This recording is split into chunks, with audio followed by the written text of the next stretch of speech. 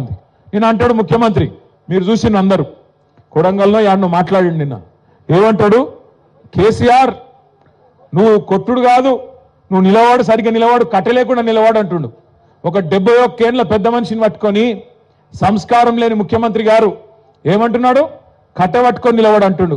నేను చెప్తున్నా ముఖ్యమంత్రికి, రేవంత్ రెడ్డి గారు నీకు సంస్కారం లేకపోవచ్చు, కానీ ఒక్కటి గుర్తుపెట్టుకో, కేసీఆర్ ఆయన నిలబడు కాదు, 4 కోట్ల తెలంగాణ ప్రజల ఆత్మగౌరవాన్ని నిలబెట్టిన వాడు కేసీఆర్.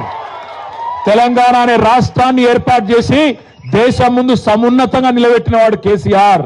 అందుకే మా చెల్లె రజని ఒక మాట అన్నది నిన్న, నాకు బాగా నచ్చింది.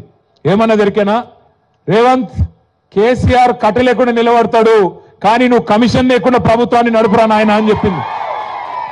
కమిషన్ తీసుకోకుండా ప్రభుత్వాన్ని నడుపు దమ్ముంటే ఆయన కట్టె లేకుండా కాదు మంచిగా నిలబడతాడు. ఆయన కొడితే ఎట్లుంటుందో నువ్వు కాదు, నీ పాత గురువు గారిని అడుగు, చెప్తాడు కొడితే ఎట్లుంటుందో. నీ ఇప్పుడు గురువుని అడుగు, నీ గురువుని అడుగు, రాహుల్ గాంధీ వాళ్ళ అమ్మని అడుగు, చెప్తుంది ఎట్లా ఢిల్లీ మెడలు వంచి తెలంగాణ తెచ్చిండో కేసీఆర్ కొడితే ఎట్లుంటుందో ఆ దెబ్బ తిన్నోళ్ళని అడుగు, తెలుస్తుంది.